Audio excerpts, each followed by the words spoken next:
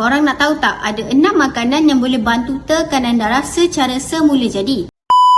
Yang pertama, makan bawang putih setiap hari. Yang kedua, minum jus seleri tanpa gula. Yang ketiga, makan sayuran yang tinggi magnesium dan juga potasium seperti bayam, brokoli, kailan. Yang keempat, minum air kelapa. Dan yang kelima, minum air tembikai tanpa gula. Dan yang keenam, minum teh halia tambah dengan buah pelaga. Tapi selain daripada minuman dan makanan yang saya sebutkan tadi, ada satu air yang boleh bantu kawal tekanan darah secara semula jadi. Ini dia Flash Uniwave air beralkali. Bukan air biasa, tapi ia dapat menukarkan air mineral kepada air alkali yang membantu untuk menyeimbangkan pH badan, melancarkan peredaran darah dan mengurangkan tekanan pada salur darah. So, jaga tekanan darah korang sebelum terlambat. Mulakan hari korang dengan Flash Uniwave air beralkali. Tekan link di bio untuk order.